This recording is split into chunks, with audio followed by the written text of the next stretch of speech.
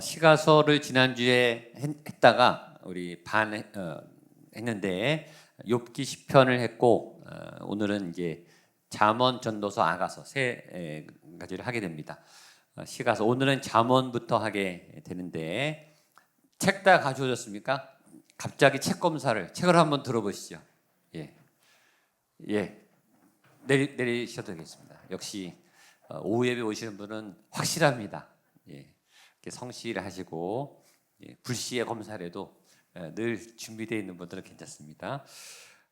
이 잠언은 제가 시도 그렇고 이게 언어의 압축이라 그랬죠. 굉장히 아주 단단하게 단어를 똘똘 뭉쳐서 집약시켜서 줄이고 근데 그 줄인 만큼 이게 에너지가 있고 임팩트가 있고 집약적이고 이 파워가 있습니다. 그래서 짧지만 간단하지만 굉장히 우리에게 강렬하게 남고 또 기억나게 하고 또 짧지만 기억하기가 좋으니까 반복해서 기억하게 하는 그런 경구들, 격언들, 지혜들 내용입니다.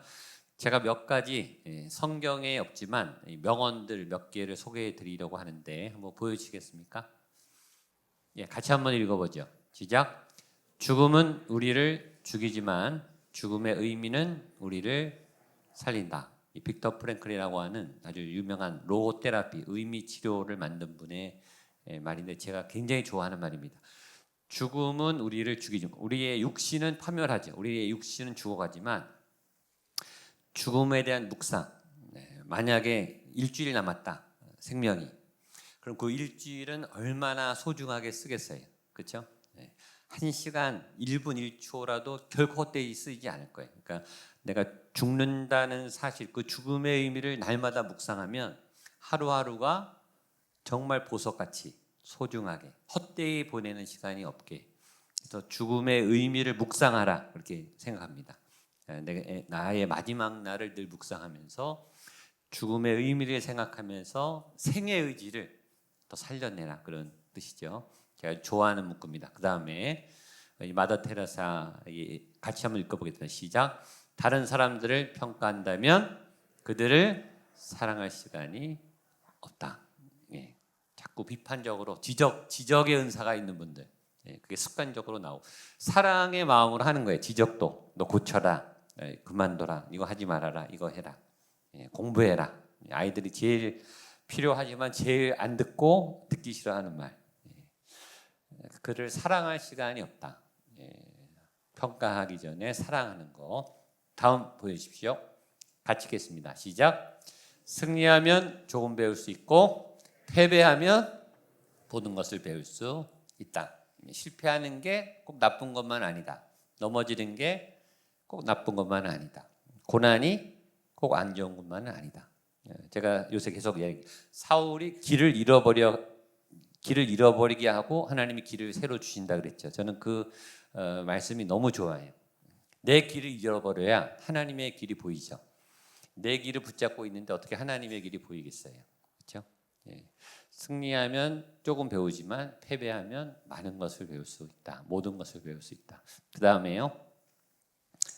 헬렌 켈러 시작. 세상은 고통으로 가득하지만 한편 그것을 이겨내는 일들로도 가득하다.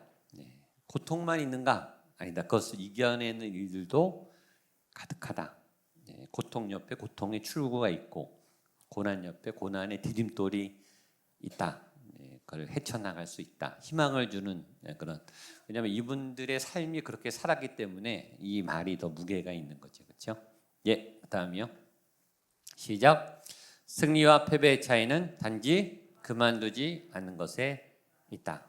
패배했는가? 그만뒀기 때문에. 승리한 사람은 이길 때까지 했으니까.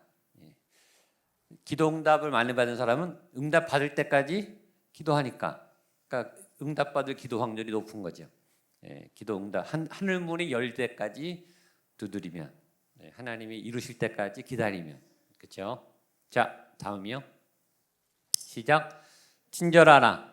당신이 만나는 사람 모두가 힘든 싸움을 하고 있다. 친절하라. 왜냐하면 나만 힘든가? 저 사람도 나처럼 싸우고 있으니까. 저 사람도 버거운 삶을 살고 있으니까.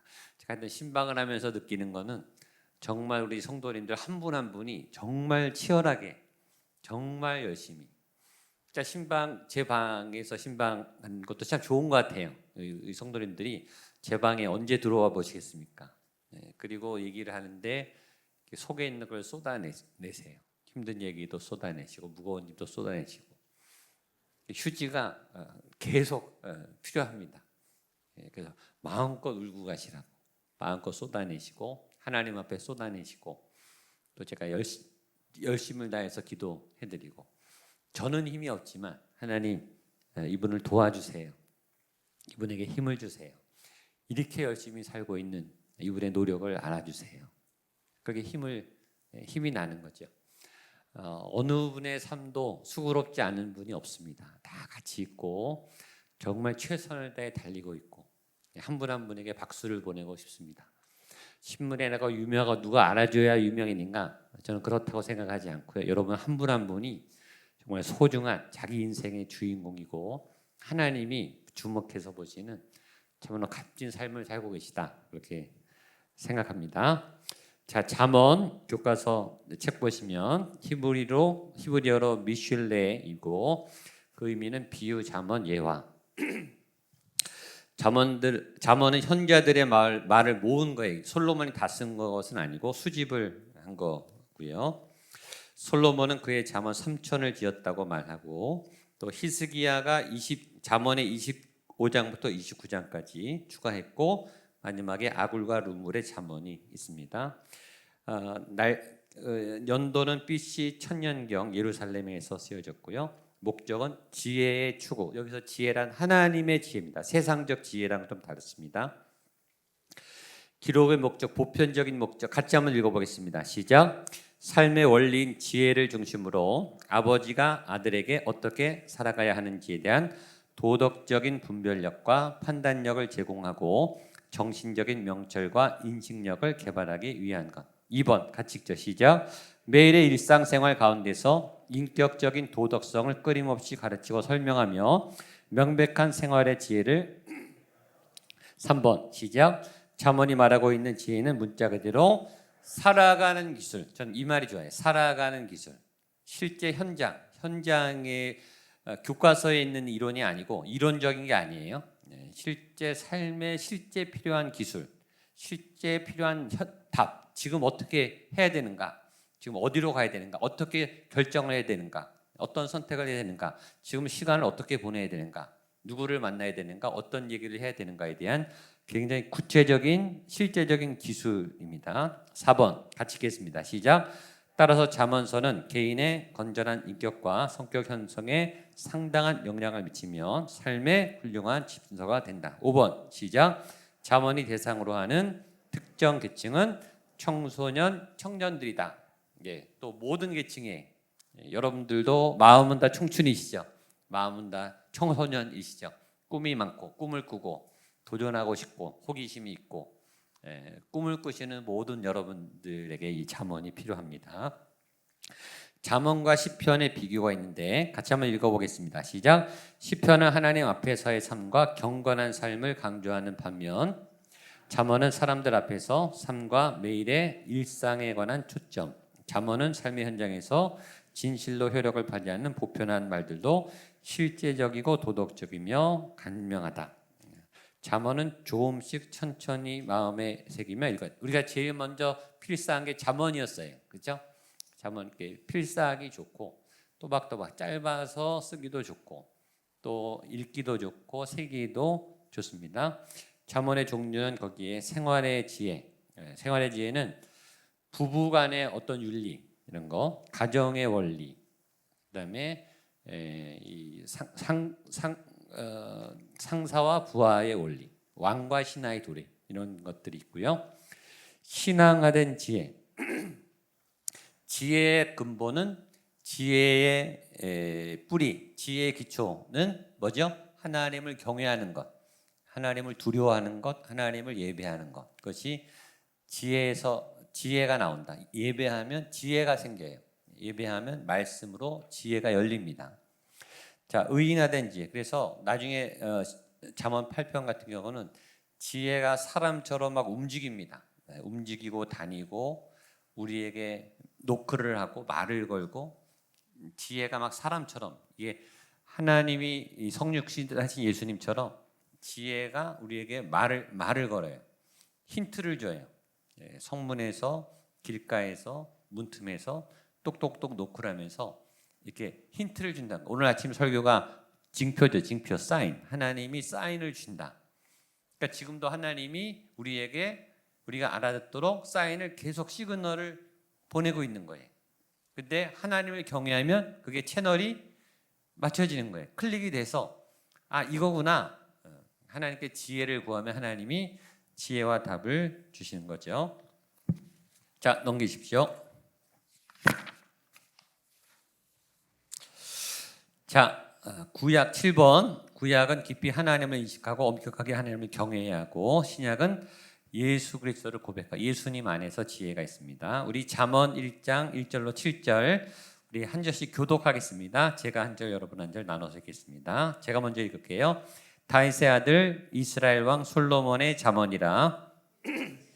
훈계를 알게 하며 명철의 말씀을 깨닫게 하며 지혜롭게 공의롭게 정의롭게 정직하게 행할 일에 대하여 훈계를 받게 하며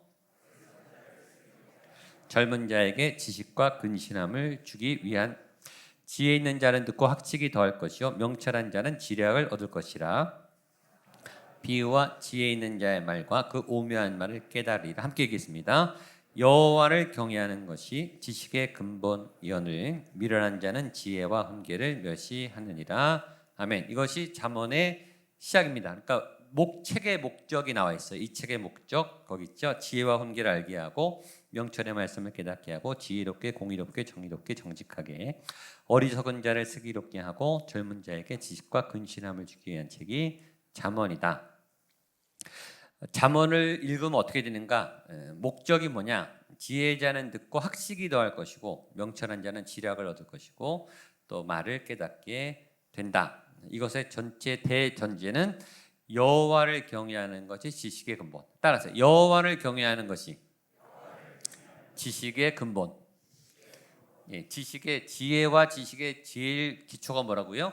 하나님을 경외하는 것, 하나님을 예배하는 것, 하나님을 만나는 것, 하나님을 가까이 하는 것. 하나님이 지혜와 지식 덩어리시니까 하나님 자체가 모든 지식의 알의 근원이시니까 하나님과 가까이 하면 그 하나님의 지혜와 지식이 우리에게 다가오겠죠. 부어지겠죠.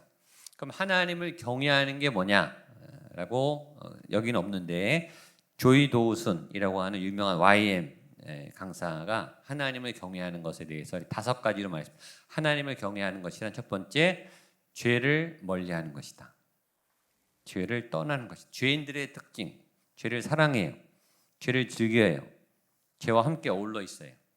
죄인데 죄인 줄 몰라요. 죄의식이 없어요. 그것이 죄인들의 특징입니다. 근데 죄를 떠난 사람은 죄가 뭔지를 알아요. 죄를 분별해요. 그리고 죄를 멀리해요. 그러니까 죄를 멀리하고 죄를 분별할 수 있는 것 자체가 지혜인 거죠. 이번 말씀에 무조건 즉시 기쁨으로 순종함. 쉽지 않죠. 말씀을 들으면 무조건 조건 없이 즉시 그리고 기쁘게 예스 네 하나님 하고 바로 순종함. 세 번째 시작 사람을 두려워하지 않음. 하나님을 두려워하니까 사람이 안 두려워해요.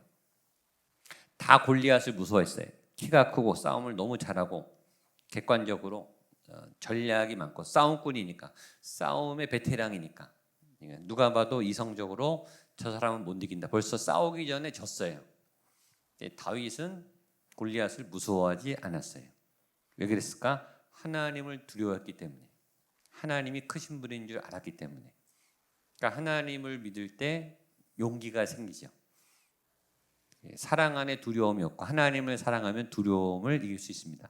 우리 안에 있는 두려움을 하나님을 믿는 믿음으로 사랑으로 이겨낼 수 있도록 그렇게 기도를 하세요. 하나님 내 안에 두려움이 많은데 하나님을 가까이 해서 하나님을 경외함으로 두려움을 이기고 사람이 무서운 분, 사람에게 상처받은 분, 대인 공포증이 있는 분, 사람 만나는 거를 굉장히 멀리 하시는 분 새로운 사람 만나면 경계하시는 분, 그런 분들이 있습니다.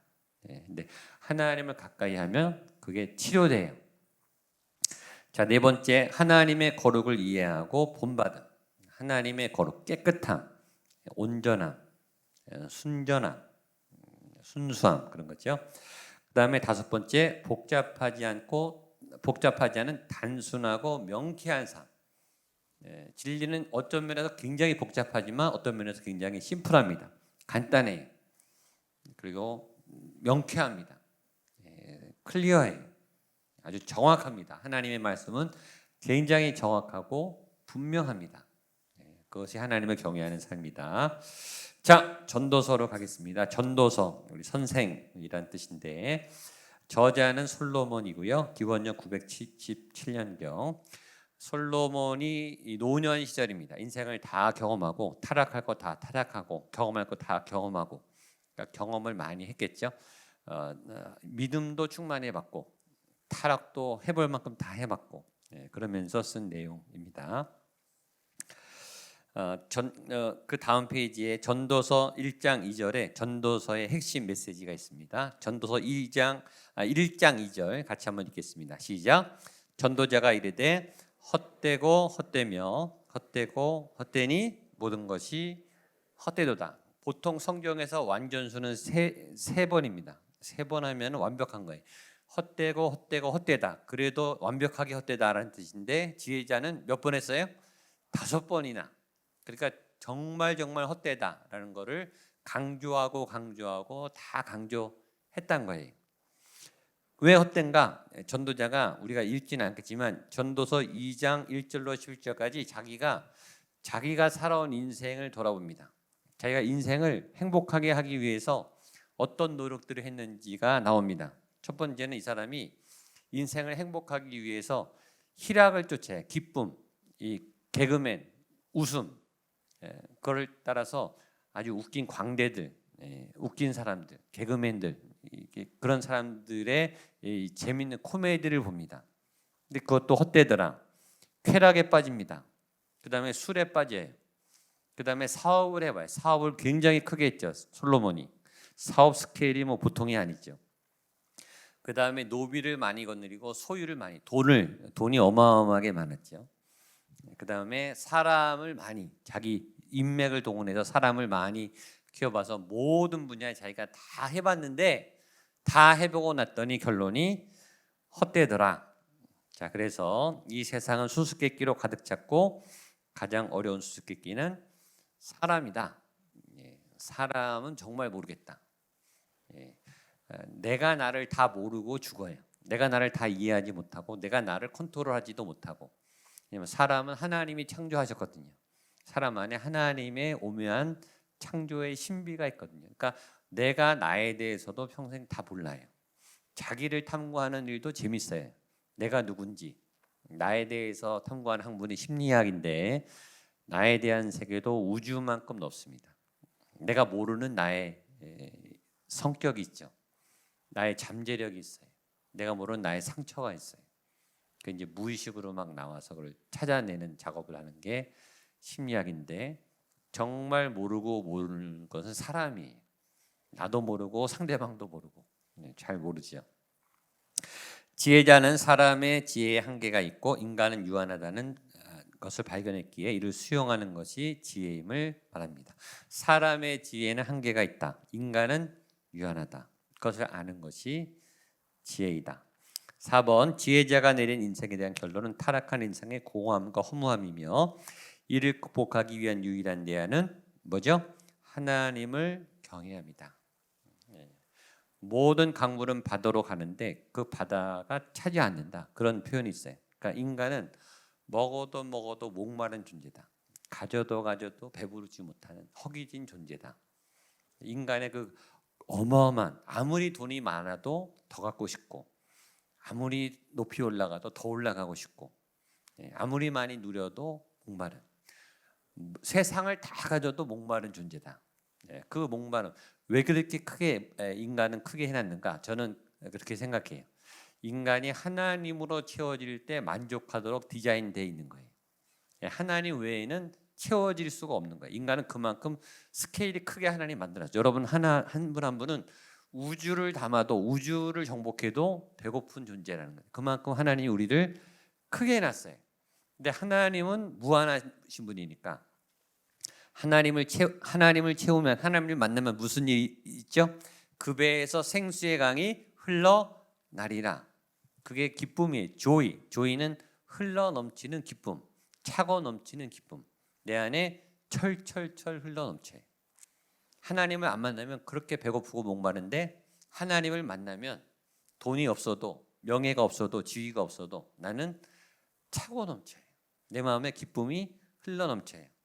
나는 만족하겠네. 그런 찬양처럼. 그래서 하나님을 경외하는 것이 제일 중요합니다. 자, 아가서 들어가겠습니다. 아가서는 노래 중의 노래라는 뜻입니다. 사랑하면 노래가 나와요. 사랑하면 리듬이 나고, 인간은 사랑받기 위해 태어났고 사랑하도록 지음받았고 사랑의 하나님이 만드셨고 사랑할 때 지혜를 행복하고 사랑할 때 가장 파워풀합니다.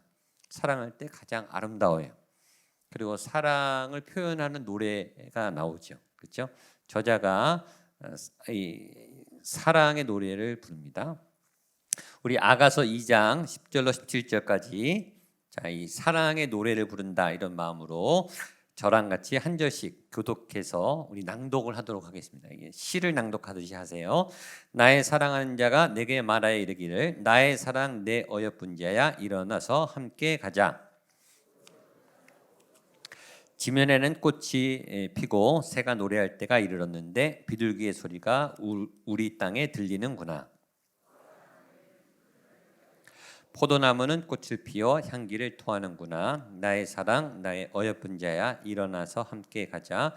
바위 틈 낭떠러지 은밀한 곳에 있는 나의 비둘기야 내가 내 얼굴을 보게 하라. 내 소리를 듣게 하라. 내 소리는 부드럽고 내 얼굴은 아름답구나. 곧 포도원을 허는 작은 여우를 잡으라. 내 사랑하는 자는 내게 속하였고 나는 그에게 속하였도다. 그가 백합화 가운데서 양떼를 먹이는구나. 내 사랑하는 자야 날이 저물고 그림자가 사라지기 전에 돌아와서 베델의 산에 노루와 어린 사슴 같을지라. 아멘. 사랑의 노래. 사랑하면 노래하게 돼요. 하나님을 사랑하면 뭐하죠? 찬양하게 되죠. 하나님을 향한 사랑의 노래가 찬양이에요. 하나님이 우리를 사랑하셔서 찬양하게 하셨죠. 하나님이 찬양 받으실 때, 영광 받으실 때 가장 기뻐하시죠. 하나님께 찬양을 많이 드리십시오. 교회에서만 아니라 평소에도 하나님을 찬양하고 하나님을 기뻐하고 나 예수님 좋아해요. 나 예수님 사랑해요. 하나님 정말 좋습니다. 정말 감사합니다. 하나님 너무너무 대단하십니다. 이렇게 하나님께 칭찬하고 하나님을 기뻐해 드리는 언어를 많이 하시면 좋겠습니다. 자, 넘기시면 예언서입니다. 예언서 구약의 마지막. 제가 일부러 그러려고 하는 건 아닌데 하여튼 딱 맞춰졌어요. 오늘 예언서를 함으로 구약이 끝나게 됩니다. 자, 줄거리 요약 보겠습니다. 시작. 회개를 촉구하고 복을 약속하는 하나님의 음성을 백성에게 선포한 책들이 예언서입니다. 예언자들이 썼고 선지자들, 예언자들 같은 말입니다. 예언자들, 선지자들. 제가 우리 목사님들 설교 코칭을 해요. 저도 원고를 다 보여줘요. 제 설교 원고를 목요일마다 제가 저희 교육자들에게 다 보냅니다. 전임 교육자들 제 원고를 다 봅니다. 그리고 우리 목사님들 설교 원고도 제가 다 봅니다. 왜냐하면 서로 설교를 이렇게 코칭하는 거예요. 그래야 설교가 발전해요. 아무도 건드릴 수가 없어요. 설교를. 그러나 교육자끼리는 하는 거죠. 서로 더 설교를 잘하기 위해서. 왜냐하면 우리가 말씀을 전하는 자로 세워졌기 때문에 가다듬고 또 가다듬고 아주 냉정하게 아주 예리하게 말씀을 훈련해야 됩니다. 저희 교육자들이 그렇게 몸부림을 치고 있습니다. 설교가 결코 쉽지 않아요. 네, 정말 바른 말씀, 하나님의 말씀을 찾아내기 위해서 고민하고 또 고민하고. 제가 주일 설교 25분 하는 그 한 편의 설교를 일주일 내내 붙잡고 몇십 시간을 연습합니다. 제가 금요일마다 저 혼자 저 밑에 내려가서 제가 리허설을 해요. 설교 리허설을. 그냥 하는 게 아니라 다 외워서 리허설을 하고 올라와요. 가수들도 리허설을 하고 뮤지컬 배우들도 리허설을 하잖아요. 설교도 리허설을 해야 된다. 제가 이 코로나 시대에 리허설을 하고 올라와요. 설교는 그만큼 중요하고 그 짧은 시간에 압축적으로 하나님의 메시지만을 담아서, 전 쓸데없는 예화 절대 안 합니다. 이상한 예화 안 해요. 말씀만 전하고 싶어요. 말씀만 전하기도 아까운 시간이에요. 그 시간에 성도님들에게 딱 엑기스, 하나님의 핵심 말씀만 딱 먹이고 나올 수 있도록 일주일 내내 우리 목회자들이 노력을 합니다. 그게 선지자의 역할이에요. 그때 제가 우리 교육자들에게 설교 안에 반드시 매주 2가지 포인트가 있어야 된다라고 말합니다. 첫 번째는 위로예요. 위로. 설교 안에 위로가 있어야 됩니다. 설교를 듣는 순간 하나님이 내 수고를 아시는구나. 눈물이 왈칵 쏟아질 만큼 하나님은 내 마음을 아시는구나. 하나님이 내가 이렇게 고생하고 이렇게 힘들게 사는 걸 아시는구나. 잘 살았다. 그런 위로가 반드시 있어야 돼요. 위로하라, 내 백성을 위로하라. 선지자의 역할은 백성들을 잘 위로하는 겁니다. 격려하고 축복하는 것. 교회에 와서 세상에서도 받지 못한 위로가 여기 있어야 되는 거예요. 그래서 마음이 쏟아지고 다쳤던 마음이 풀리고 상처났던 응어리가 풀어져서 하나님 저 잘했죠? 저 괜찮죠? 저 힘들었어요. 그렇게 쏟아낼 수 있는 자리가 이 자리예요. 두 번째, 첫 번째는 뭐라고요? 위로. 두 번째는 찔림입니다. 찔림. 죄에 대해서는 찔림을 받으셔야 돼요. 아이고 들켰네. 하나님은 안 속으시는구나. 내가 이런 거 어떻게 하셨지? 찔림을 받아야 돼요. 그리고 죄에 대해서 단호하게 끊어야 돼요. 내가 죄인이었지, 그렇지. 내가 이렇게 은큼한 사람이었지. 내가 이렇게 더러운 인간이었지. 나는 자격이 없는 인간이었지. 그래야 하나님의 은혜가 들어오거든요. 그러니까 설교의 2가지. 그러니까 매주 우리는 위로를 받고 동시에 찔림을 받아야 돼요. 다시 깨끗하게 살아야지. 그래 이 죄를 끊어내야지. 이 죄악의 습관을 끊어내야지. 그게 선지자의 역할입니다. 선지자는 위로하고 그다음에 찔림을 줘서 죄를 끊어지게 해서, 죄가 끊어져야 그 사람이 살아나죠. 그렇죠? 죄를 못 끊고 있고 방황하는 사람에게 단호하게 끊도록, 당신 죄 지으면 죽습니다. 큰일 납니다. 멈춰야 됩니다. 버리십시오. 그만두십시오. 라고 단호하게 찔림을 줘야 돼요. 그래서 제가 우리 부교육자들에게 담임 목사처럼 설교하라 그럽니다. 당당하게 설교해라. 그 자리에 하나님이 세운 자리다. 그 시간은 담임 목사처럼 마음껏 설교해라. 마음껏 위로하고 마음껏 설교하십시오. 이렇게 얘기합니다. 근데 예언은 거기 있지만 대언입니다. 원래 뜻이 미래 것을 맞추는 게 예언이 아니고 하나님의 말씀을 대신하는 거예요. 대신하다 보면 그 안에 미래에 대한 얘기도 있죠. 그러면 뭐 미래를 맞추는 일도 되겠지만 하나님의 말씀을 대신 얘기하는 게 대언이 더 맞는 거예요. 그러니까 하나님이 하실 말씀을 대신 전달해서 하는 거죠. 그러니까 설교는 하나님의 말씀을 풀어서 하나님의 말씀을 전달하는 거죠. 설교자의 생각이나 설교자의 이론이나 가르치는 게 아니에요. 설교는 설명이 아니에요. 제가 교육자들에게 늘 설명하는 설교가 좋은 게 아니라 설교는 선포하는 거다. 하나님은 이렇게 말씀하십니다. 하나님이 이렇게 하라고 하십니다. 이렇게 하십시오. 끊으십시오. 멈추십시오. 이쪽으로 가십시오. 그걸 하지 마십시오. 라고 하나님이 오늘 말씀하십니다. 그게 설교예요.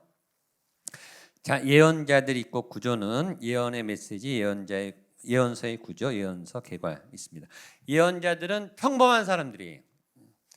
그건 우리에게 누구나 가능한 거예요. 하나님이 임의로 선택한 거예요. 그 사람이 특별해서 뽑은 게 아니라 누구나 평범한 사람, 누구나 다 여러분 설교할 수 있어요. 여러분들도 설교할 수 있으셔야 돼요. 교육자만 설교하는 게 아니라 여러분도 말씀을 전할 수 있으셔야 돼요. 짧게라도 하나님의 말씀을 누구든지 전할 수 있으셔야 돼요. 그러다가 하나님으로부터 택함을 받아서 또 본인도 열등감을 치료해 가면서 부족하지만 하나님의 말씀을 전합니다. 자, 예언자들이 당시에 어려움들이 있었는데 위협을 받았어요. 권력자들의 위협과 또 같이 있던 사람들이 갑자기 하나님의 말씀을 전하니까 인정을 안 해요. 예수님도 고향에서 배척을 받으셨죠. 그다음에 예언자가 받는 고난이 있어요. 또 삶에 대한 어떤 가난함, 소득에 대해서 좀 생계 수단을 잘 알지 못하기 때문에 그런 배고픔과 가난과 고난들이 있습니다. 또 자기 얘기를 할 수가 없으니까 하나님의 얘기를 해야 되니까 자기가 하고 싶은 얘기를 하는 게 아니니까 자기 주장을 버려야 되는 거죠. 자, 이런 어려움에도 불구하고 하나님께 순종하여 말씀을 선포하는 것은 쉬운 일이 아니었다. 그래서 요나와 예레미야는, 요나는 도망갔죠, 그렇죠? 예레미야는 하고 싶지 않은데 하나님이 이스라엘의 멸망을 선포하게 하셨어요. 누가 우리나라 망합니다, 우리나라가 항복해야 됩니다 라는 설교를 하고 싶겠습니까? 하나님, 나 이 역할 싫어요, 나 못하겠어요. 근데 하나님이 해라 라고 말씀을 하셨죠.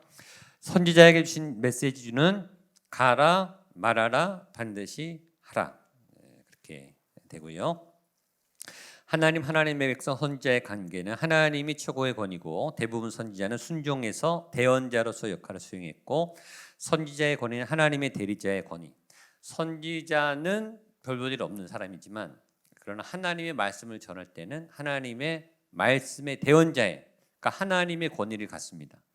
그러니까 그 권위가 있는 교회가 건강한 교회고 살아있는 교회예요. 말씀의 권위가 있는 거. 말씀을 듣는 백성들에게는 선택이 요구되고, 선지자는 기도 형식으로 결과에 대해서 하나님께 보고하고, 보고는 들은 하나님은 결과에 대해서 반응하시고. 자, 시가서의 양식은 넘어가겠습니다. 2번 예언자의 메시지, 멸망하기 위해서 돌이켜 회개하고 하나님께로 돌아오라. 찔림을 주는 거죠. 그 행위를 멈추고, 이게 너무 죄악의 임박이고 죄 안에 갇히면 말씀도 안 들어와요. 그 정도로 되면 이제 심각한 거죠. 대부분의 세상 사람들은 말씀이 안 들어가요. 워낙 단단하게 세상으로 똘똘 뭉쳐서 그냥 하루하루 삶이 그냥 세상이, 하루하루 삶이 악이에요. 매일 죄를 져요. 매일 욕을 해요. 매일 악을 행해요. 그런 사람에게 말씀이 잘 안 들어가죠. 굳은 땅에는 말씀이 안 들어가요. 근데 하나님의 말씀이 들어가도록 노력하고 애쓰고 또 부딪히고 말씀을 선포하는 일을 해야 되는 거죠. 그래서 예언자의 메시지의 앞부분은 항상 이런 부분이 있습니다. 예레미야나 이사야나 여호와께서 이같이 말씀하시되, 그리고 메시지를 시작합니다. 그러니까 내가 하는 이 말은 내 말이 아니고 하나님의 말씀이다. 제가 가끔씩 말하죠. 제가 하는 이 말은 하나님의 말씀, 제 얘기가 아니고 하나님의 말씀 안에 써 있지 않습니까? 오늘도 하나님이 징표를 보여주시고, 그렇죠? 하나님께서 하나님의 마음을 부어주시고 하나님의 영을 부어신다. 말씀만 전하는 거예요. 말씀만. 그래서 제가 가끔 이렇게 말해요. 저는 전했습니다. 제 할 역할은 했다는 거예요. 여러분 안 들었으면 모르겠지만 들었으면 여러분에게 책임이 있는 거예요. 듣고도 안 했다, 그건 여러분 책임인 거예요. 듣고 순종했다, 그럼 이제 칭찬받는 거죠. 그러니까 저는 전했어요. 이제 여러분에게 이제 책임이 가는 거예요. 그래서 그러니까 설교하는 거, 예배 드리는 것도 모험이에요.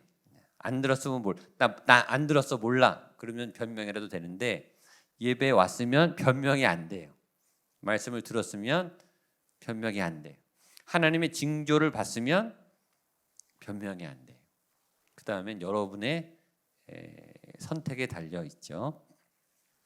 그래서 예언자 메시지의 내용은 심판의 메시지와 희망의 메시지로, 쉽게 말하면 if와 if not 이렇게 됩니다. if, 만약에 너희가 말씀을 듣고 순종하면 if, 순종하면, if not, 순종하지 않으면, 둘 중에 하나입니다. 말씀을 듣고 돌아오면 하나님이 복을 주시고 용서하시고 기회를 주시고 if not 돌아오지 않으면 하나님이 심판하신다. 그런 뜻이에요. 자, 회복이고요. 예언서의 구조는 대선지서와 소선지서로 나오는데 선지자가 위대해서 대선지서가 아니라 분량이 많아서 분량의 차이입니다. 그러니까 분량이 많은 게 대선지서로 구분하고 분량이 작은 게 소선지서로 구분하는데 거기 있죠. 이사야, 예레미야가 에스겔, 다니엘 5권이 대선지서고 호세아, 요엘, 아모스, 오바댜, 요나, 미가, 나움, 하박국, 스바냐, 학개, 스가랴, 말라기 12권이 소선지서입니다. 자, 넘기시면 마지막입니다. 신약 이야기 전에 예언서 전체 표로 잘 정리했습니다. 포로전, 포로기, 포로후. 그리고 예언서 거기 17개가 거기 나와 있죠. 이사야는 주제가 뭐죠? 메시아. 예레미야는 새 언약. 에가는 슬픔과 희망. 에스겔은 새로운 예배. 다니엘은 승리. 호세아는 사랑. 요엘은 성령 강림. 아모스는 정의. 오바댜는 에돔에 대한 경고고요. 요나는 선교. 미가는 신앙의 실천. 나움은 니느웨의 경고. 하박국은 믿음. 스바냐는 남은 자. 학개는 성전 재건. 스가랴는 이상. 말라기는 온전한 순종. 이 예언서의 말씀이 쭉 이렇게 나와 있고 다니엘 그 안에 좀 제가 분량을 써놨죠. 배경과 느부갓네살 금진상 그리하실지라도 사자굴 사건 이런 것들을 했고 호세아서는 여호와를 알자 힘써 여호와를 알자 하나님을 아는 지식 하나님을 경외하는 마음 하나님을 알면 알수록 나를 알아가는 거예요. 왜냐하면 하나님이 나를 지으셨으니까 하나님을 많이 알면 알수록 그것은 나에 대한 이해가 깊어져요. 하나님 안에 내가 있기 때문에. 그러니까 하나님을 공부하면 공부할수록 말씀을 공부하면 공부할수록 뭘 알아가죠? 여러분을 알아가게 돼요. 그러니까 말씀은 굉장히 신비하고 재밌어요. 말씀을 많이 공부할수록 나에 대한 이해, 내 인생에 대한 이해가 깊어지는 거죠. 그래서 힘써 여호와를 아는 우리 여러분 되시기를 주님의 이름으로 축복합니다. 구약이 끝났습니다. 잘하셨습니다. 다 같이 일어나셔서 우리 같이 찬양하고 기도하고 마치겠습니다.